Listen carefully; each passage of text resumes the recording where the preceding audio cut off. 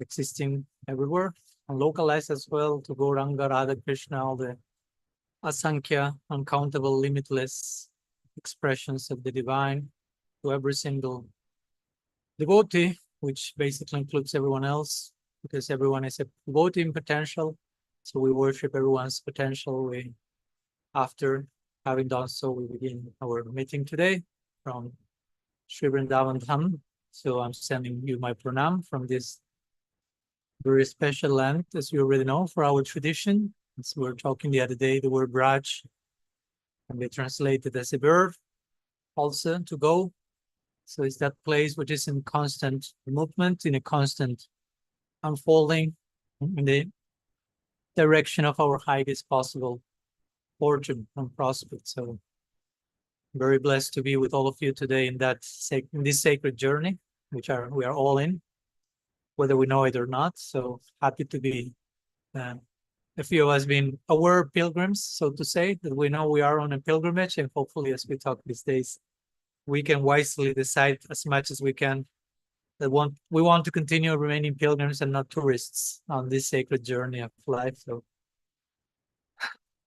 So I have been here in Vrindavan for Saturday, almost a week, stay nearby Madan Mohan area, which is a very dear place and temple and deity for me, especially in Argentina. We have been worshiping the first main deity, so to say. We worshipped with Mahaprabhu, Gauranga, Radha, Madan Mohan. They were called Mahaprabhu, Radha, and Krishna was Madan Mohan, the presiding deity of Sambandha, the principle of bonding, relationship, interconnectedness, that teaches how everything is in bond with everything else. So it's a very sweet foundation to the rest of existence, so to say. And I feel very blessed and fortunate to have been almost 20 years coexisting with the deity that personifies that, and now residing nearby the temple here in Braj. So it has been nice first week meeting different friends and devotees. I've shared a few pictures, not that many. I don't have any photographer with me as I had in Europe. And I'm terrible for taking pictures myself. I forget about that. So as much as I can remember, I get a few, but not that many. So yeah, we've had very interesting meetings with a few very special Vaishnavas, Srivatsa Goswami, Naval Kishore Prabhu, and others as well. So a few more days in Braj, and then going for Kartik to Mayapur Dham. So next week we will be meeting. I'll be there, and hopefully we are all there. Ultimately, Mayapur is a state of consciousness, so we want always to remain living there internally. As Srila Siddhar Maharaj will always say, Vrindavan is a state of consciousness.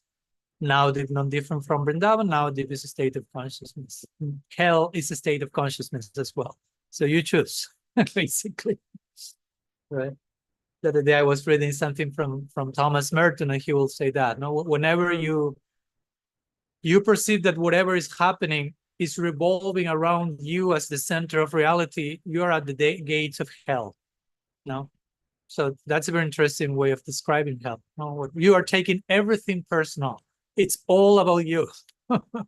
Try to imagine the weight of that of that baggage. No? It's so much. And so on the opposite, the closer we go to the opposite, the closer we are getting to heaven, so to say. The closer we are acknowledging the actual center. So very happy to be together with you in our attempt to increase our Krishna consciousness, which basically means to increase our awareness, our consciousness of Krishna as the center and our corresponding role in that particular symphony and dance. So that's it.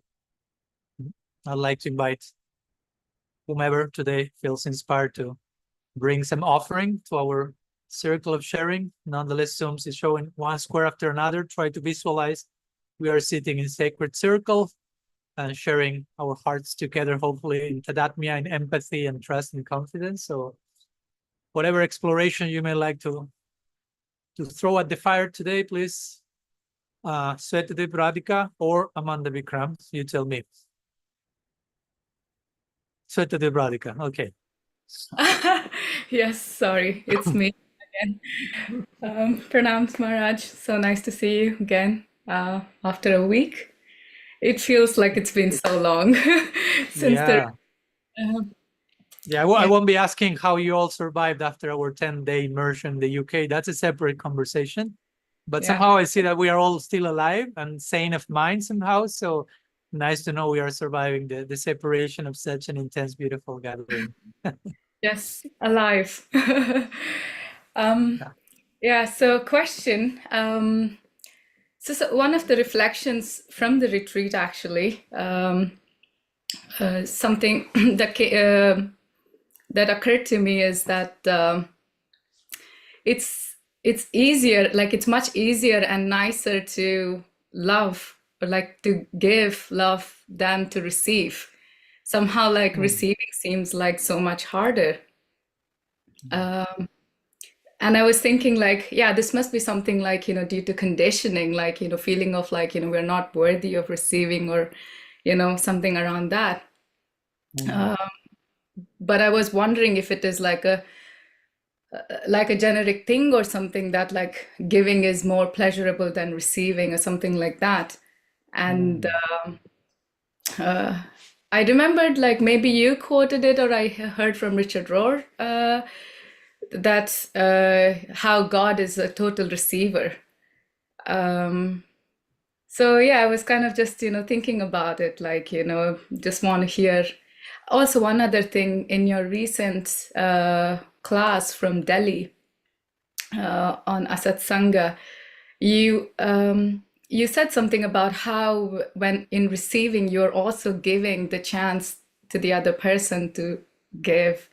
So it kind of seemed like, giving has like more emphasis. Yeah, I just want to hear more thoughts from you. Okay. Yeah, that's a very, I would say, important subject.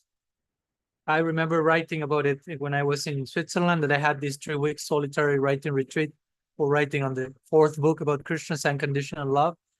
And one part of one chapter will be on learning to receive grace. Because again, the whole idea of the book will be Krishna loves you unconditionally, but you have to learn to receive that. He has already received you totally, and that's why, as Father Richard will say, God is the total receiver, but how much we are allowing ourselves to be received by the divine. Well, how much we are allowing ourselves to receive his acceptance, to accept his acceptance of us, if we will make a play of words. So yeah, I spent some sections of the book on talking about the importance of receiving, because somehow there has, I will say, not in every person and circle, but somehow there has been some misplaced emphasis on giving, and some type of stigmatizing of the receiving as something selfish. Like, you are not supposed to receive. Receiving is against the ethic of Bhakti. You are just a giving machine, something like that. And doing service. And we develop very strange ideas about what Bhakti means. Because again, Bhakti means an emotion that we give, but we also receive. Again, the core foundation of this is love. Foundation of all existence is love, and love is always reciprocal. The ideal of love is always reciprocal. Now, of course, the beginning of love may not be reciprocal in the sense that Krishna loves us, but we may not be loving him back. So still there is no reciprocity, but still he's loving us. But the perfection of that interaction between God and ourselves is when both give and when both receive. For example, Rupa Goswami famously mentions in Bhakti Rasamrita Sindhu that Krishna is the Vishaya Alambana in technical aesthetic terms. Krishna is the perfect object of love. And the soul, or the devotee, is the Ashraya Alambana, the perfect vessel of love. So maybe quickly we may conclude, okay, we are the ones to love Krishna, and Krishna is the one who receives. And that's it, end of the equation. It's one-way street. We give, he receives. And that's delicate, because the implication is he's not giving, he's not reciprocating. It's all about us investing, and maybe if Krishna happens to be on a good day, he may give something back, but he's there to receive your whatever you have to give. So you become a giver and he is the receiver. But that's not the intention of Rupa Goswami. He says Krishna is the perfect object of love, and I think there's no need to explain why that is the case. Why I'm not the perfect object of love, but Krishna. But also very quickly, the commentators will say, okay, Krishna is the Vishaya Lambana, perfect object of love. The soul is the Ashraya Lambana, perfect vessel of love. But that's from our perspective. No? From Krishna's perspective, is the other way around. The devotee or the soul in general is the Vishaya Lambana, the object of love, and Krishna is the Vishaya Lambana, the vessel of love. You follow my point? So it's always reciprocal, depending from which perspective we are talking about. Both are loving, giving, and in the equation of love, both are giving and receiving. Sometimes we hear the thing, Krishna is the supreme enjoyer. I'm not denying that, but the point is, part of being the supreme enjoyer is not only that he's receiving, but that he's giving. Both things, no? But from our side, yeah, somehow we have overemphasized that Krishna is the receiver. And when Richard Ross says he's the total receiver, that means that he's receiving us totally. No? Just to clarify, what does he mean by that? It's not that he's just taking, and receiving. He's receiving us totally, accepting us totally. So why we do not feel that much, how to say, that much inspired sometimes even to receive? No, we may feel that may be false humility, that may be exploitation, but receiving is a natural response to being loved. No, I mean, if Krishna loves you as he does, first thing is you have to accept that fact, which means you have to receive his love, because we can deny that, we can put so many walls and defense mechanisms, and we are not training our receiving side. So I agree with you, Sweta Radhika, that sometimes it's more challenging to be a receiver from the proper place, because the point is we maybe have so much experience in trying to be the receiver from the wrong place that somehow when we connect with spirituality and bhakti, we have canceled the receiving side of the equation altogether, because we have done it so wrongly that probably we'll think, better I don't mind with that anymore. I just become a giver. But that's only 50% of the equation. 50 receiving, 50 giving, or better put, 100% giving, 100% receiving. Now, of course, each case is different, but for example, the difficulty in receiving, in some cases, many times arises from deeply rooted psychological patterns. No? For example, codependency. No? In some cases of codependency, the giving part, not the person who is just giving, for that person, giving becomes a way to affirm one's own self-worth. So if I stop giving for a moment, I feel like my own whole identity is being annihilated, basically. Or sometimes, again, giving, those who give, I need to give, because if I don't give, I stop being myself. But actually, I need you to be just, how to say, a means, for my giving. So through you, I give, but it's not about giving you. It's about giving so I don't lose my sense of identity. So it's not a pure expression of love, a pure expression of giving. And similarly with receiving, the other side of the equation, codependent equation, cannot conceive receiving. They think I just have to give. That's my duty, so to say. So many times we need to train ourselves in receiving. Many times, of course, feelings of unworthiness can get in the way of receiving, because I feel absolutely unworthy of love. So whenever any affection, any positive regard comes to me, I become triggered and I resist. I resist positivity because very deeply ingrained in some cases, I feel absolutely unworthy of anything. So I cannot receive. But we need to train ourselves in receiving. And again, this resistance not only limits our own growth, but constrains the full experience of divine love, which is much about giving as it is about receiving. I always like to emphasize Rupa Goswami's famous verse of the Upadeshamrita 4th verse, where he's speaking about love, basically. Priti Lakshanam, Sadvidam Priti Lakshanam, 6 symptoms, of love. And he says, Dadati Prati Grinat Bhuyamakiti Prichati Bhunkte Bhujayati Chaiva.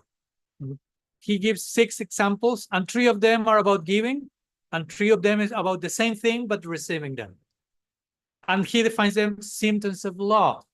Like making clear, we are talking about love, and love is a two-way street. So whatever examples I will give of how devotees show love between one another, it's always in a giving-receiving dynamic.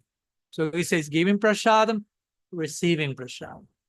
Giving gifts, receiving gifts. Giving your heart, revealing your mind in confidence, receiving others' mind, and allowing others to receive your own heart.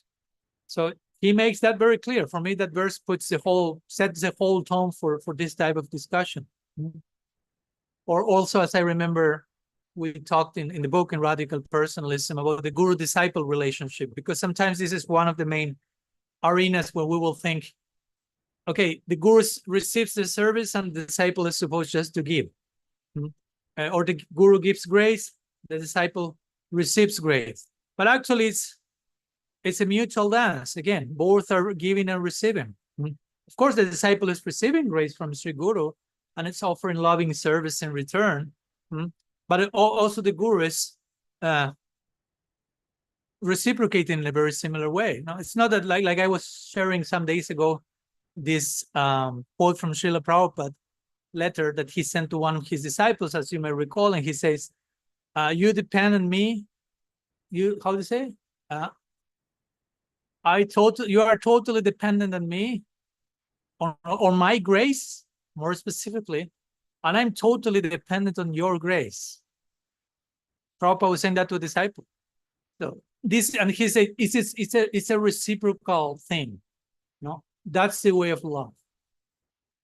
So yeah, I think we need to recalibrate our notions and understand how receiving can be as I said, you are giving the other person the chance to give. I just made that play of words because some people may very quickly, no, receiving is all about giving. Okay, receiving is includes a form of giving. In that sense, I say that, not to just make people neurotic about this is all about giving. Because again, giving, as I define receiving in terms of giving, we can define the opposite also. We can define giving in terms of receiving and so on. So in one sense, like union and separation, how they are different, but how in one sense they are part of the same thing. So giving, receiving is one same thing from 2 particular perspectives. So I think we need to normalize receiving, to be humbled by when we receive affection from other people. It's not that they are serving me because I'm so cool and important. It doesn't need to be taken from that place. It can be deeply humbling, and that's the idea, and vice versa. So in that way, the interaction of giving and receiving is more and more and more and more humbling for both parts involved. Because as we can stigmatize receiving, we can also use giving as a spiritual bypassing. Right? I can just become a giving machine, empty myself out in a codependent way because of lack of self-worth, because of wanting to be a people pleaser, because I'm trying to fit in a particular social dynamics. So it's supposed that I become slave here. So I will just give. And in the process of that, you may end up losing yourself, your own identity, and what you are giving then. If the price of your giving is losing yourself, what you are actually giving? Now you follow my point. So I think it's important to understand both of them from the right perspective, because there's a toxic understanding of receiving, there's a toxic understanding of giving, and there is a healthy understanding of both, which is the idea how we can express and exercise both in a way that they nourish each other. They become like a natural flow from one to the other, from one to the other, from one to the other. So, and if some extra reflections, I don't know if that makes sense, that helps with the Vipadita, or if you have any further thoughts. Yes, Maharaj, that's super helpful. Actually, I wasn't really expecting such a deep answer. Like I mean, I feel like I want to go back and listen to this because there was so much that you shared, like so many new things. Really, I mean, new in a sense that I never thought of. Not that I didn't know about it at all, but you know, like you said, there's so much emphasis on giving. Also saying that Krishna is the object of love. So yeah, somehow, like, you know, it's always subconsciously when it was there that it's all about giving. And yeah, so many nuances to it. So yeah, like really very helpful. Thank you so much. Okay, thank you for the question. Important topic. So, okay, we'll continue to the next raised hand. Janaki from North Carolina. Welcome. Hare Krishna. So one book that I picked up while recovering some from the hurricane was Spiritual Bypassing, which you mentioned. It's by Robert Augustus Masters. Yes, and so you mentioned it briefly in your book, and going through it, I was like trying to. It feels like there's just so much of spiritual bypassing that's become a part of what we accept as spiritual life. And so there's a lot of work to be done, and it can feel really chaotic, or at least it feels like that to me, to like and get a little off balance. So I guess what I'm asking is, like, how can we open up to this idea of spiritual bypassing, address it in our own personal lives, and find some progress out of it, and be able to see things in a clearer way and approach our spiritual practices without falling into these traps of spiritual bypassing. Thank you for the question. All these questions you are making today are such huge topics, right? They deserve a few lifetimes of treatment each. And it's okay, no rush. We have time, we have eternity on our side. I don't want to make any single step in my life engaging in spiritual bypassing. So whatever time I need to take to avoid spiritual bypassing, let's invest that time there. Yeah. It reminds me when after I published Radical Personalism, I was having some first interaction with Mahatma Prabhu by email, and he was reading my book and he appreciated it and told me, Maharaj, are you planning to write a book on spiritual bypassing? Because I feel, of course, he felt in the book there are things connected to that, although the whole book is not about that, but in many ways it's connected. So he felt, yeah, I feel we need to make a whole book. So let me know if you're planning, because if not, I will write it. No. So I appreciated the spirit of teamwork. Well, like, okay, if you are not doing it, let me know so I do it. But there's a necessity in the community about talking more about this. So whomever is doing it, it doesn't matter, but someone has to do it. Someone has to speak about the things, no? So yeah, I will say it's part of the zeitgeist, because yeah, unless you bring the topic, how to work on this, I will say, first of all, to acknowledge that there is such a thing as spiritual bypassing. Because as strange as it may sound, for some people, that is out of the picture. That doesn't exist. Not I don't referring to the spirit, to the specific expression, but to the reality of spiritual bypassing. For some people, that's not there. It's just chant and be happy, 16 round, 4 Rex, Golok Vrindavan at the end of this lifetime. No need to think. Just keep the formula in place. And in the context of that, you can make a festival of spiritual bypassing. Day after day, after year, after decade. But you may be completely convinced that I'm following the formula, so there can be nothing bad about me. I'm legal. I'm reaching the daily quota, daily number. I'm immune to criticism, something like that. And you can be just drowning in a festival of spiritual bypassing, so to say. So the fact of acknowledging that there is such a thing called a spiritual bypassing may be the most important thing, especially as not everyone contemplates that layer of reality, that layer of possibilities. So main thing may be just bringing the topic to the table enough times till it becomes common parlance, so to say, till it becomes naturalized, normalized. Yes, there is something called spiritual bypassing. We accept that, we acknowledge that. Even we start with the general acknowledging, maybe you don't start like, I'm doing so much of it. Maybe it's like, oh yeah, it makes sense, the idea, it can happen. And then you start to hopefully take it more personal and be more introspective and realize, okay, let's start at home. I'm doing spiritual bypassing probably in so many ways. And of course, when that stage comes, it's important to do it in a way that we are not overwhelmed by that. Because when I read that book, for example, which is a recommended book, very interesting, called Spiritual Bypassing, yeah, it can be overwhelming because you can realize, oh my gosh, I'm doing this so much. Of course, I was not aware of that. Yeah. So that's at least something important. It's not that I'm conscious of that and I'm still doing it.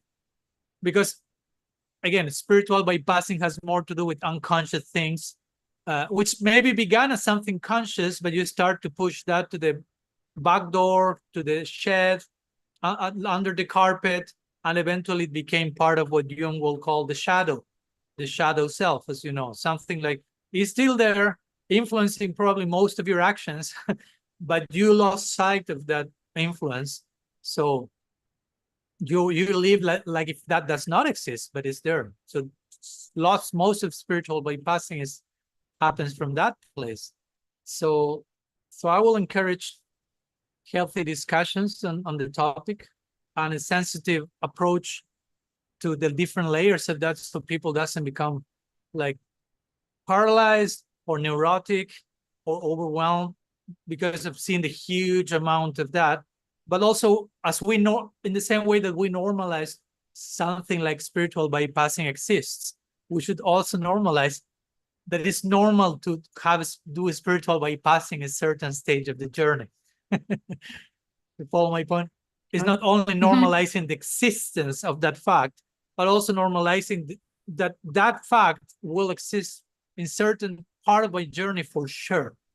So it doesn't make any sense to torture myself because I'm doing that when I'm realizing that. Instead, I should celebrate. Oh, I have brought my unconscious stuff to the conscious platform. I'm becoming aware of my shadow. I'm realizing that what I thought it was very strict transcendental sadhana was actually evasiveness and spiritual bypassing. Thank goodness, God, for showing me that, Krishna. Although it may be a little painful because you may realize, okay, but this thing that I've been doing lasted for the last 3 decades. So it's not something that I realized I did that last week and 5 decades in some cases, as some of you are raising your hand now. But it's okay. It's okay. Well, we are born again Gaudiyas.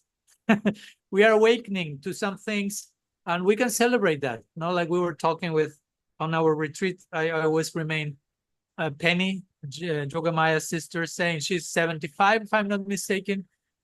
And she was sharing how she's feeling like she's being born again at 75. I feel I'm so excited with this prospect of learning and growing. And she was so enthusiastic and dynamic. I just pray that I can reach, if I reach that age, say those same words, because who knows? So yeah, no need to lament and crucify us and look at the past with nostalgia and resentment toward ourselves or toward others. Why they told me like that? Why they made me do like that? If I would have known these 34 years. No, they have these videos in YouTube. I saw a few. The title is, I wish I had known that when I was young, or I wish I had known that 40 years ago. I get the point, but that can also become very toxic. Because you didn't know that. Sorry. Okay, life moves on. You knew some other things, and that was meant to happen. You can know them now. We are eternal, ever evolving. The unfolding is perpetual. So move forward. So, but again, I think we need to normalize A, the fact of spiritual bypassing as a reality. B, that reality will be part of our journey probably for a long time, and it's okay. No, it's normal for certain stages, not to over normalize that when those things do not need to be there anymore. But understand that may stay for some time. Like when Vishwanath Chakravarti Thakur writes his Madhurya Kadambini, and he's analyzing the symptoms of various stages, and he speaks about anarthas. And he's saying, of course, certain chapter there will be more anarthas than other chapters, but you will still have anarthas till you're reaching Bhava Bhakti. So don't think that you will just like in a few weekends it's over. It's part of the process of cleaning and purifying, and it may take a few lifetimes. It's okay. We are already on the path. We can celebrate our good fortune. So like when he's mentioning, as we talked many times, he's describing all these symptoms of anisthita bhajana kriya, which could be ways of saying spiritual bypassing some of them. Or you can include spiritual bypassing there, as Prabhupada mentioned in this purport of the Bhagavad Gita that we shared a few days ago, when he's saying Arjuna was very skillfully trying to avoid the battle using Krishna consciousness as an excuse. That's another way of talking about that is spiritual bypassing. So that's there already. But Vishwanath Chakravarti Thakur is describing all these embarrassing, quote unquote, symptoms, but saying, but all of this is happening in the context of your bhakti journey. So in one sense, those symptoms are confirming you are on the journey. So you can celebrate that confirmation. They have the Christian confirmation, right? We have our own confirmation. When you realize the anarthas that correspond to your particular stage. Okay, that's a type of confirmation, a type of initiation, a type of rite of passage. Because you have to die to something when you are confronted with your shadow, with your spiritual bypassing. It's a form of death, and it's a form of rebirth. So it's a type of initiation, confirmation, rite of passage. So it's okay. It's not something that I will try to avoid that as much as I can. No, that's not spiritual courage. No? Spiritual courageousness is I want to be confronted by life as really as possible, as much as I can. Whatever I need to see, whatever I need to be confronted with, confronted not in a violent way, just confront. Something comes to my front, I can see it. I'm praying for that, hopefully. So I think those two things may be the main thing to do, in my opinion, of course, in this particular chapter of our global community. First, normalize the reality of that, make ourselves and others accustomed there is such a thing called spiritual bypassing, and then normalize and not stigmatize the fact that you may be having it and most of the members of the community may be going through some form of it. So whenever that happens, we can address that with compassion. We can address it with understanding, because if we start to stigmatize others' spiritual bypassing or our spiritual bypassing, somehow that becomes in itself a form of spiritual bypassing. Right? In the name of being strict with myself, being strict with that, and you are kind of reinforcing the vicious circle, so to say. So the only way to break the cycle is to acknowledge that with normalcy and to address and understand it with understanding and compassion and acceptance of that as part of the journey. So I would say that's the most important thing. No? And when we normalize that, we won't feel overwhelmed because we already know this is meant to happen. This is confirming that I'm on the journey. This will continue happening in different levels for so long, although I'm willing to awaken to the different layers of that. So no need to become neurotic and stigmatized, and I don't want anyone to realize that I'm a spiritual bypassee. No problem. We are all in that together. No problem. We are all in some level doing that. Not intentionally, not with any bad heart. It's part of the journey. As Manjwali will say beautifully in our retreat recently. It's part of the journey. Normalize the ups and downs of the journey. Normalize the different landscapes of the journey, the different weathers of the journey. So that's what I will say. Like a preliminary beginning way of dealing with that particular reality. I hope. What do you think? Does it make sense? Yeah, I appreciate that. It's, yeah, then I think that we have not even considered it for so long that it's there. And so just being able to speak of it, name it, know what it is, Yeah. and then especially not stigmatizing it, that it's just, it's a part of our process. Yeah. And of course, when you try to speak about it, some people will not want you to talk about it, which in itself, it shows that there's spiritual bypassing. The spiritual bypassing means I don't want to talk about spiritual bypassing. I don't want to hear about that. So one may be confronted with that, but that's the first necessary step. Let's talk about it and let's normalize the conversation till the point that people relatively acknowledge that and are not killing those who try to talk about it. Yeah. And then we can address the whole thing again with compassion and understanding. Yeah. Thank you. All right, thank you. Prasangi, your hand is raised. I have sweaty palms right now. Sweaty palms. Yeah, you have shown those 5 fingers a few minutes ago. No, but my 5 palms decades. my palms are sweating because this is so real and alive. You know, it's so live for me, and I'm very grateful. And I was thinking sometimes life can get so confusing and dark, and that we don't feel a port, you know, in the night. And I feel like this is a place to plug into. Thank God, thank Krishna, that I can feel that makes sense again. You know, this Sangha or what we're talking about is so helpful. And I was thinking, not only do people not want you to talk about, no, they don't want to talk about it, but they don't want you to talk about it either. You know what I mean? People, they just don't want to go there. And yet it's so important. And what I wanted to share was, and you know, I'm always looking for confirmation, scriptural backup for all of these things that you're sharing with us, so that I can share them with others, you know. And so I found this in my reading yesterday in the prayers of Queen Kunti, second volume, first canto, part 2. And actually her prayer, Maharaj, text 42, O Lord of Madhu, as the Ganges forever flows to the sea without hindrance, let my attraction be constantly drawn unto you without being diverted to anyone else. But you know what Prabhupada says in the purport?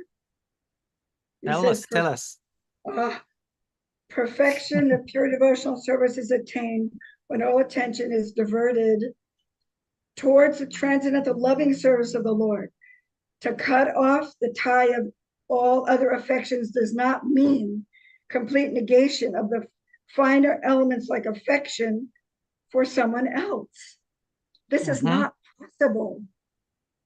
A living being, whoever he may be, must have this feeling of affection for others, because this is the symptom of life. The symptoms of life, such as desire, anger, hankerings, feelings of attraction, etc., cannot be annihilated. Only the objective has to be changed. Yep. Desire cannot be negated, but in devotional service, the desire is changed only for the service of the Lord in place of the desire for sense gratification.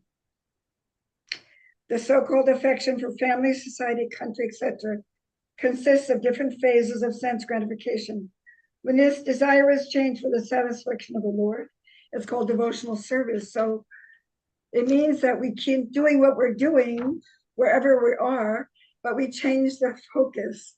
We do it as service, right? We can just change the motivation to your angle of vision of service. And I was thinking also, Maharaj, about like the Arjuna on the battlefield.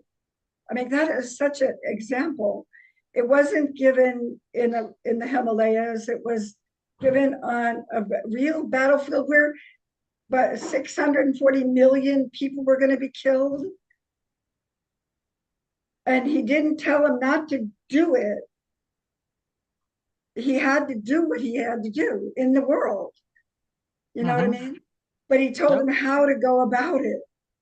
And so I was just, realizing how important it is to be grounded here, to be part of this world. And yet, and my question is, sometimes there seems to be so much need out there, and you can be used up by all of the need that is being presented. You know what I mean? Need for kindness, for consolation, for support, giving others support. So Yeah.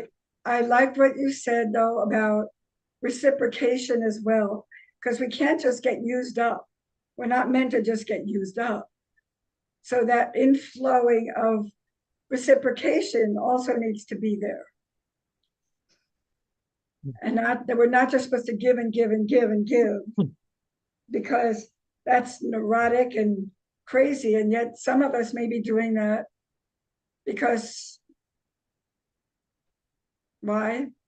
Because we feel like we're supposed to, or that I don't deserve that love back. It's kind of sad. So, yeah. Do you see a question there? I'd love you to talk a little more about that. I mean, Fine, it's fine. Thank you for sharing, Rasangi, and for sharing that beautiful verse, which of course is a very famous, beautiful verse from the Bhagavatam. And the purpose of Prabhupada, very interesting. And there are many of those purports, so many places that basically, as you say, promote a recalibration of our absorption, so to say. No? We just need to adjust our attention to what we are present. I like to use the word presence. No? To what we are present now, and to what we are absent. So how to be present to what deserves our presence, so to say, at every single moment. How to continually recalibrate our presence. That's another way of describing sadhana bhakti. Someone asks you, what's sadhana bhakti? It's a continual recalibration of your presence. That's for me. It's not just doing things out externally. It's not chanting 16 rounds. I mean, all that can be there, but if there's no presence during that, how much of a sadhana you have done? So for me, that's the way it's coming now, of course, but that's a nice way for me to describe what spiritual life, spiritual practice, which is not limited to doing some things at some moment of the day. Ongoing recalibration of presence. So I remain present. I don't become absent. Krishna consciousness. Now the word consciousness there means presence, basically. It's another way of saying Krishna presence. Yeah, Krishna is present, as I like always to say. He's omnipresent. So, but we don't perceive. He who is omnipresent, which means we are omni-absent. So where is our presence? No, he's present to us. We don't need to pray to Krishna. Krishna, come here, appear, become manifest, present. He's already there. No, how am I present? No, to what needs to be present. Because I'm present, of course. Here I am, I exist, I'm present. But we may not be present to what we need to be present. That's the whole thing. We are always present to something. From that follows the assumption, I'm already present. Yes, but to what? In which direction? Because you are present to something and you are absent to everything else. So in which way can I be present in certain direction that I remain present to everything else at the same time? That's, for me, what Prabhupada is saying, the purpose. No, loving Krishna, watering the root, whatever expression you want to use, attending the center, being present to God's existence automatically makes me present to everything else, because everything else is inseparable from the divine. So, but when I'm not present to the divine, probably I'm not present to anyone else.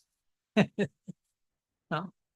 If I'm only present to you, isolated from the center, how much you are you? How much my presence is toward who you are for who you are. So yeah, present here and now. We don't need to reject anything. We don't need to reject the material energy, as we have been talking so many times already. That's also a big chapter of spiritual bypassing. Probably the biggest one, I will say. Because today I was talking with so many devotees. Today was kind of a bombarding of testimonies, one more dysfunctional than the other. So I won't enter into the details. But all of that was so much rooted in spiritual bypassing and denial, and not so all of that, but most of them. And I could see, like many times came this idea to me, okay, this emphasis in renunciation, this condemnation of family life, condemnation of the body, condemnation of the woman, condemnation, and overemphasizing renunciation, and these certain stances, and then the sannyasi cannot be honest and human, has to repress if he's having a problem because you're supposed to be a superhero and everything has to be perfect, and we create all these like superhuman or inhuman standards. But all that is rooted in the idea that it's not good to be human. It's not good to acknowledge certain things. It's not good to have a body. It's not good to have necessities, mental, emotional, because at the root cause sometimes is matter is bad. Material energy is bad, whether it's physical, whether it's psychic, all that is profane. All that is despicable. So whatever comes from that, how to say, from that root misconception becomes all-pervading misconception. So yeah, we need to heal systemically, as we were talking last week. This is not addressing one particular case. Oh, this devotee had this problem. How we can heal him? Of course, yes, how we can heal him. But some people do not ever think about that. How to condemn that person? How to criticize? Okay, another sannyasi, quote unquote, falling down and all that stuff. But why don't we see the bigger picture and what needs to be changed on a societal level, collective level, systemic level? Which are the false myths we have been telling ourselves for decades without bad intention from anyone? It just was a false myth, a false narrative that we need to dethrone, that we need to deconstruct. And of course, so many people will be terrified about that because change is unsettling. We tend toward comfort, we tend towards security, we tend toward solace. So the word change starts to disturb us. What to speak about, hey guys, we need to do some big change at a systemic level. It's like, I'm out of here. But again, that's spiritual bypassing. If you're in denial of that, if you see someone having a problem, you criticize that particular case, but you do not address the collective systemic thing that needs the actual healing for the individual case not to happen anymore, so to say, you are being part of the problem. Although you may feel, I would say, validated by pointing at someone who had a mistake, because that's our weird psychology as humans, as we talked the other day. I talk about how someone was wrong, and somehow that makes me right. It's crazy, but we feel that many times. By speaking how wrong you are, somehow that gives me credit. That's increasing my piety, my moral worthiness, while I didn't do anything, just criticizing you. So, but we have that idea sometimes, right? So, yeah, I feel we need to.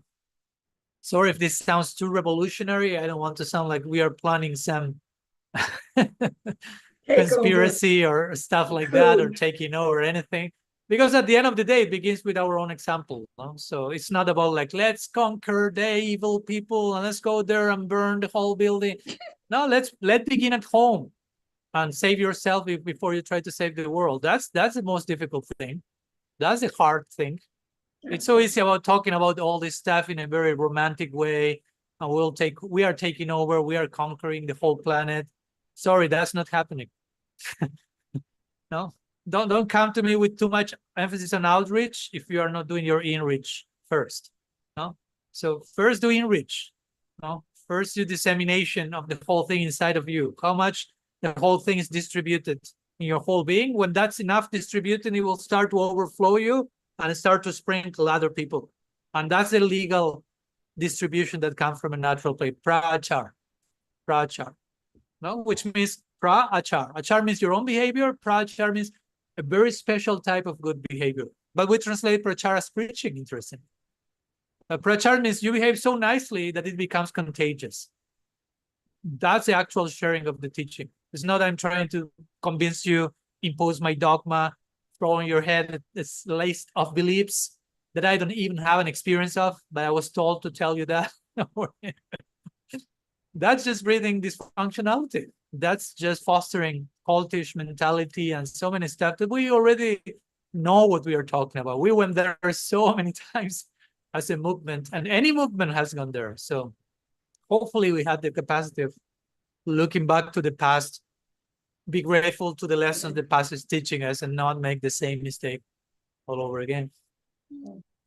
Anyhow, all that to say, going back to where we are, being grounded, being able to worship everything, including material energy, as we were talking these days. And today I shared a brief post, maybe you already saw it, of a point that came the other day in our retreat, it's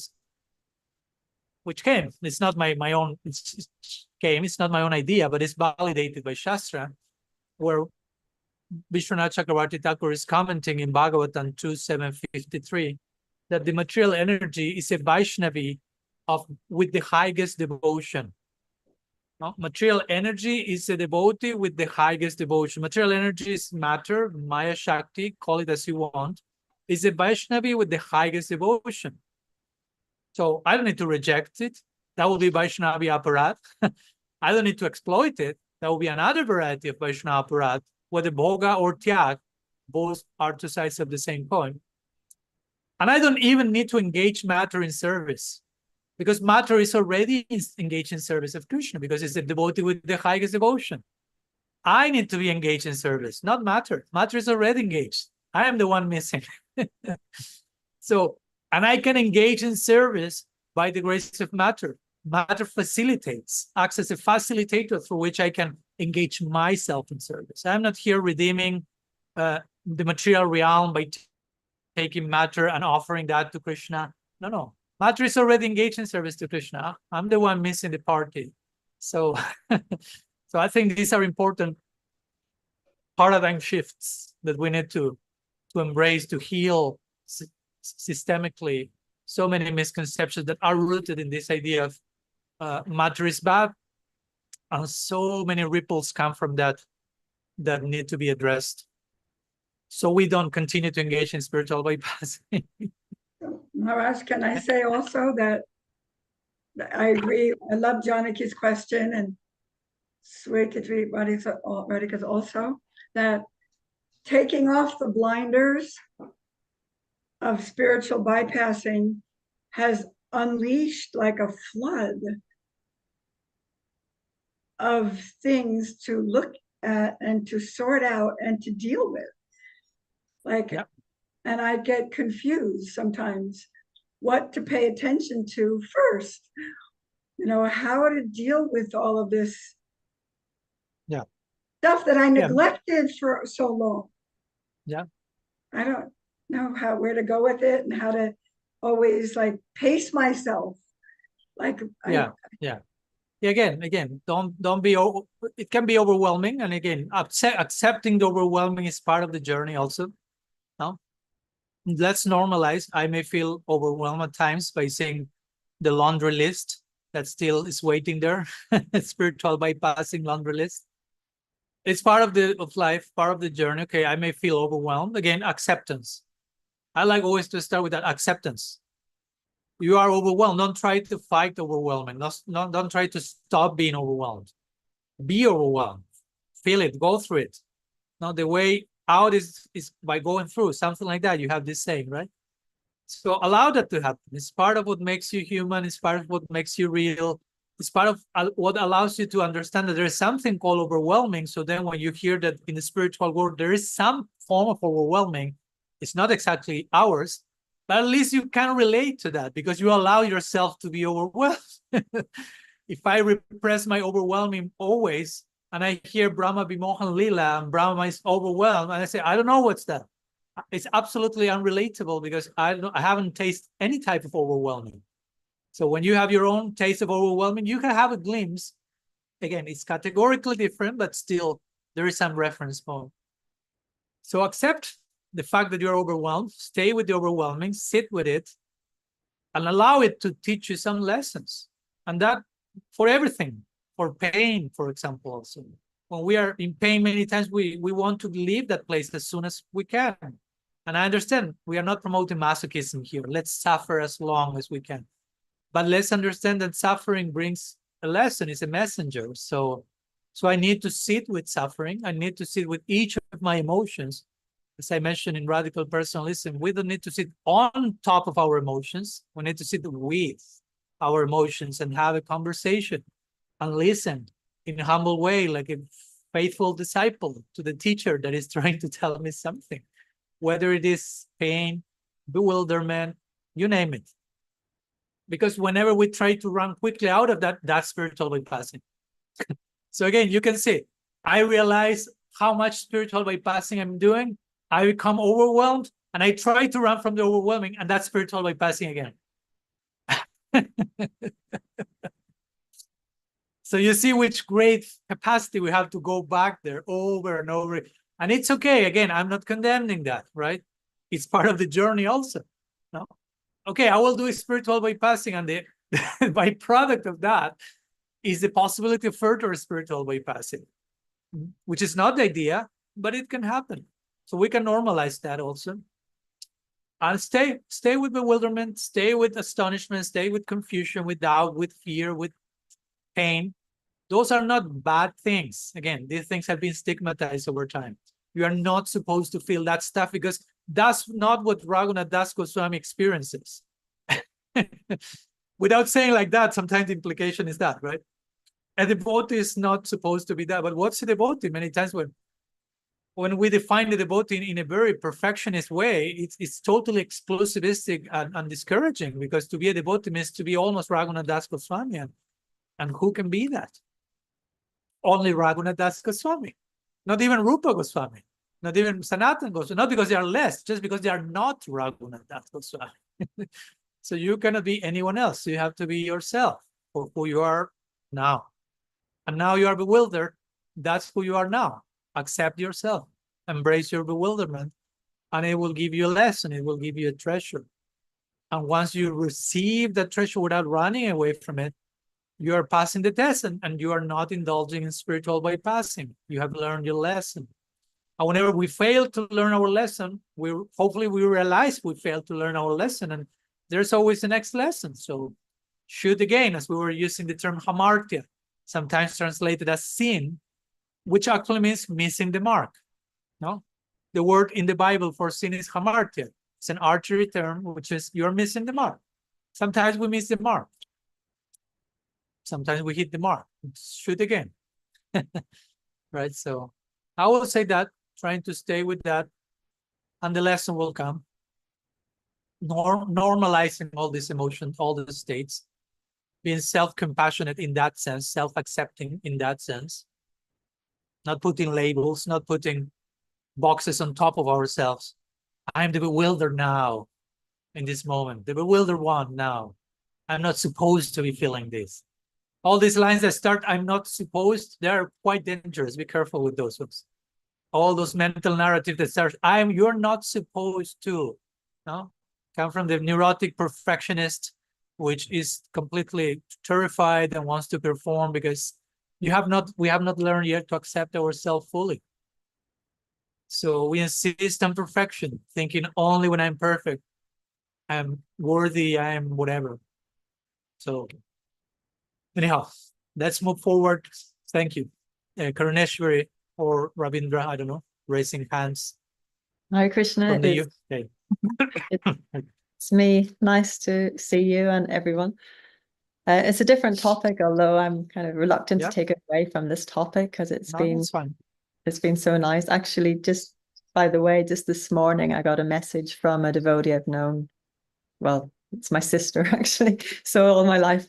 And it was full of just on this topic of, how we've been conditioned in our institutions. It's a message that I probably would have sent, the same sentiments, the same feelings, the same guilt. Probably 8 to 10 years ago, I would have spoken the same way. And I listened to it and I thought, this is so kind of like classic how we've had this misperceptions of what it means to be a good devotee. And if we're not doing this, this, and this, so much self-berating and I'm not good enough. And so it's been like an 8 to 10 years journey for me to disentangle what's the unhealthy paradigm and what is Krishna consciousness. And then when you see someone speaking it so directly and how you would have spoken before, it's really striking. So really relishing this conversation today because it's been on my mind anyway. I cannot be kicked out from anywhere, so I can give myself the liberty to talk all the things.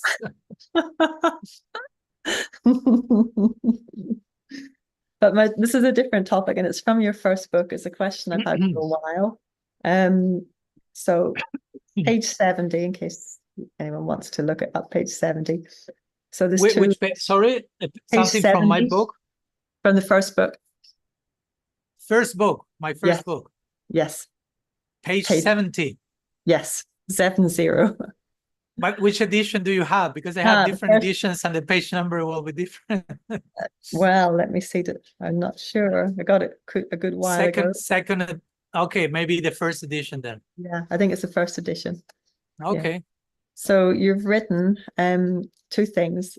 Thus, the type of sadhu sangha we receive from the Swarup Shakti throughout this life and others, and our willful response to it, will determine what our devotional identity is in eternity.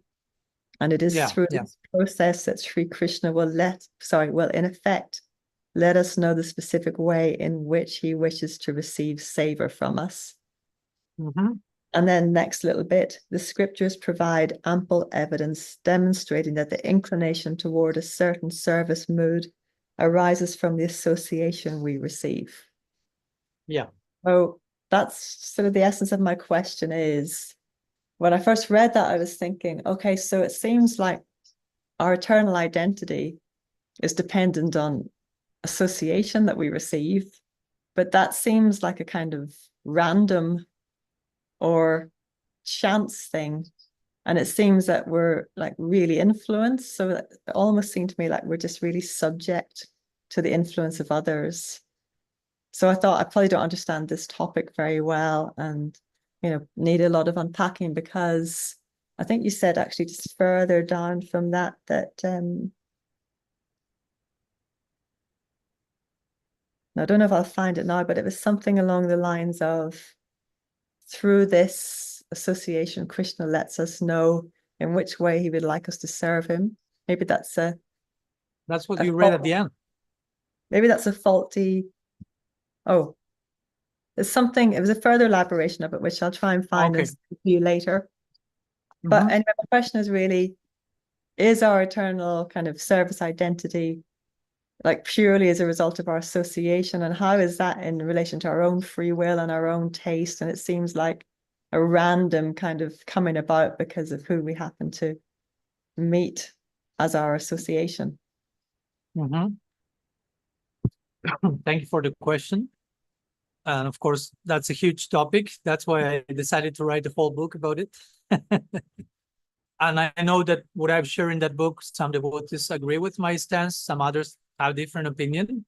And in fact, there is different, big groups in both sides of the discussion. I personally am fine with how I try to conclude about the topic and the conclusions I've reached. Though at the same time, I'm totally fine with those who may like to think otherwise. But according to my personal study of Shastra and what I've learned from different sadhus throughout times, the conclusion of the scriptures is that our spiritual identity is not fixed. I mean, once you attain it, it's fixed, of course. But before that, it's not that you already have there's some like spiritual suit on a closet in Vaikuntha or in Golok, and that's who you are, and that's just waiting for you. And okay, that's me. But it's something that you can choose. Now, for me, the logic, and there are so many things, and I won't torture you with all the quotes I included in my book. Those who like torture, they can go to my book, no problem. Of course, I try to make sense in that book, not only of what Shastra says, but also how different acharyas in our tradition have said different things at times. and how to harmonize that, and how to navigate apparent contradiction, which again is a thorny area, because many times some of us may feel, I don't want to go there because that may affect my faith. I like to have an absolute perspective of the guru. But what if the guru says something that is clearly different? Like, to give you famous examples, Srila Prabhupada saying, nobody falls from Vaikuntha. It is a fact, he says that in the Bhagavatam, that nobody falls from Vaikuntha, but another place is, you fell from Vaikuntha. So, at least me, I'm a type of person that I cannot just like, okay, I'll cherry pick the one who likes me the most. I will pick the most comfortable statement. I won't be able to sleep until I can somehow reconcile that.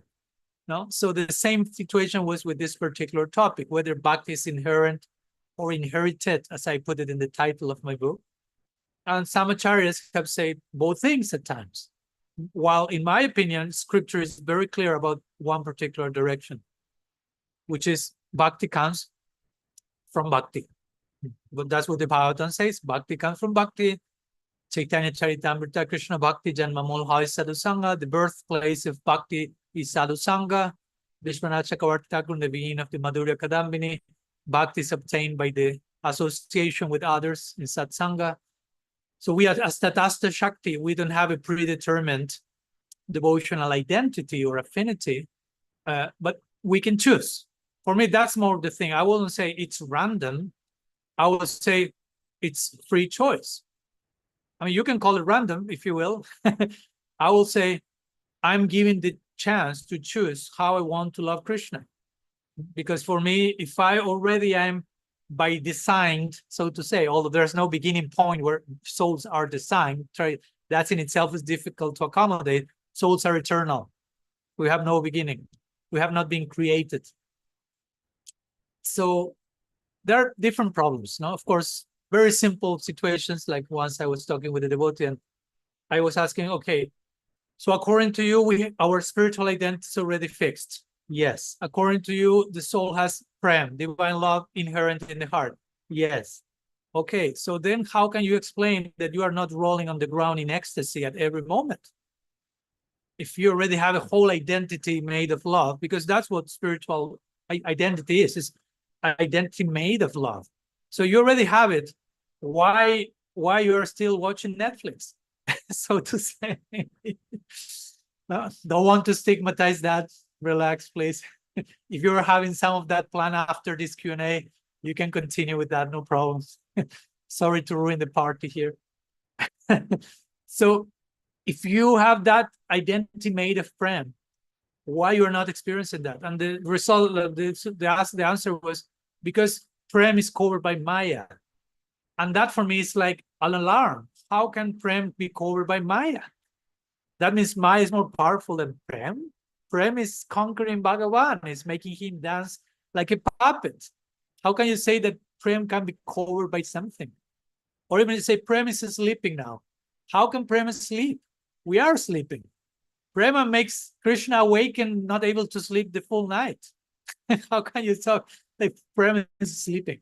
Anyhow, I don't want to torture you with ideas. All that is in my book, of course. I'm just sharing a few droplets of that.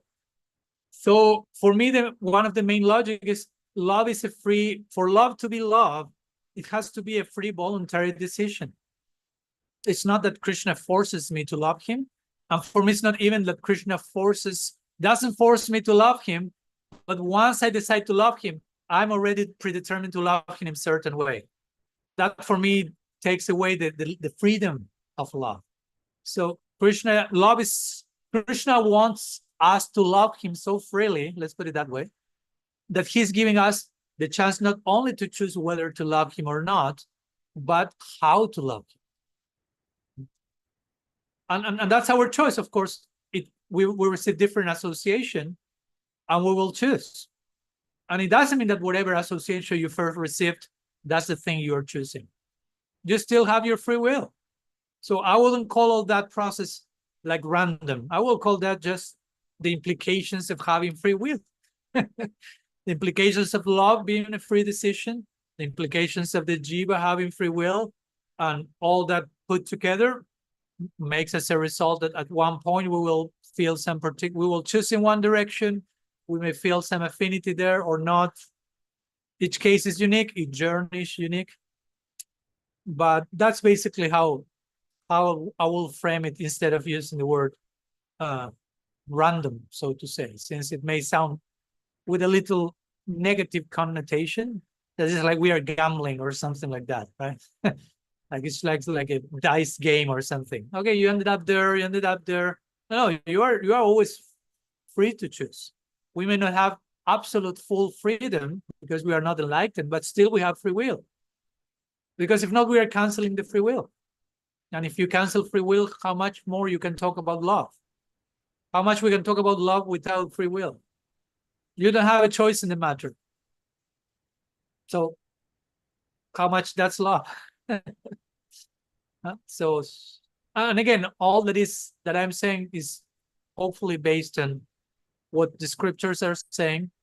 And from that foundation, I've tried in my book to understand and to explain why some of our acharyas may at times say different things. No? But even if for some of you, this idea is too different, too new, too bewildering, too disturbing, relax, no problem. I'm not expecting anyone to accept my words blindly or anything, but you can have a look at the book. And even if you end up disagreeing with that after reading the book, hopefully you can find some ideas worth appreciating, you know? Like I have that feedback from many devotees was nice. Some devotees, of course, were, I agree, I like it, thank you so much. Some others is, I hate it. Some others were, I mean, not many, I'm making it a little extreme, but a few were like, no.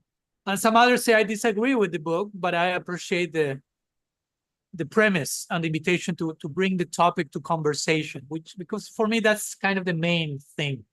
As I made that point in the introduction of the book, for me, the main thing here is let's open the conversation about this topic, but of course about any topic.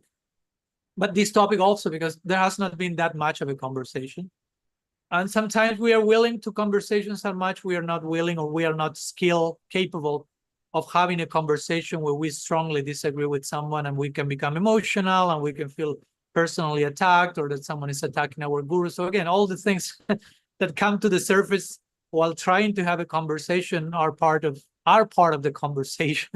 Maybe, okay, we have to stop talking about whether Bhakti is inherent or not, and let's talk about all that is triggered in the conversation on that particular topic. And at some point we can return to the conversation, no problem. Because if not, the trigger get in the way, and though externally, since we are talking about the official theme, we are just filtering the conversation with our triggered, whatever, trauma, bias, fear, prejudice, so many things. As I mentioned in radical personalism, all this confirmation bias and so many varieties of biases that we have, which is important to acknowledge in any conversation and discussion. I hope that helps, Garneshwari. Yes, that clears it up, because the main premises of the book, I already had understood to some extent and accepted. That's all fine. It was just this part about the association and the amount of influence that had on us. But you've explained, as far as I understand, that we get all kinds of association, but we choose from that association, which I mean, we are just we are choosing to come to this meeting today, right? hopefully none of you were paid or forced to be in this ISTAGOSTHI today. So you have chosen association, and many times we have not chosen association. We have stopped choosing certain association. We have embraced some other so we have, I will say, first-hand experience of dealing with different forms of association. It doesn't mean we are accepting all that comes in the name of sadhu sangha, and in some places we find more call than others, and so on. So yeah, I think Bhakti Rasa maybe has something in connection to that, or something else. No, it was in connection, but you kind of just said it also. I was thinking that some of the resistance might be due to our experiences with like the zonal acharya situation, where our association was kind of appointed, more so than it felt that we were freely choosing it. but we've had experience since then of the beautiful reality of freely choosing, and also how that association does affect our trajectory in beautiful ways. Yeah, thank you for that note in connection to what I mentioned. Yeah, I think we all have also experience of that when the type of association is kind of imposed officially, institutionally, and when we really can choose that, and how much more empowering and inspiring is a chosen association, so to say. And that's how it should work. Is there again, there's no imposition. Bhakti has its own will, her own will, but we also have our own. So it's a constant meeting of wills. It's a constant conversation. There's no imposition. Krishna has his own will, but his own will respects our own will. Because if my will cancels all of your wills, how much that's a free will? Huh? If my free, quote unquote, will needs to, for all of you to stop having will, what takes me to have that necessity? That's not something free. There's so much fear there that I need you to stop being a person. So naturally, Krishna is the most free of all persons. He has full free will, and that implies that he's allowing our own will to express itself. He doesn't want to control us. Basically, he doesn't want to coerce us. So, okay, so I think we have reached a nice point to put our discussion to rest. And now we will stop the streaming, and we will turn to the, for those who are, well, all of you are joining mostly already from the past, with the exception of Gaur Charan Prabhu. Pleasure to meet you, Gaur Charan Prabhu. Welcome. And we have these Zoom breakout rooms at the end, where we are invited to share between two people, or three in the case of some of you who are two in the same camera, about whatever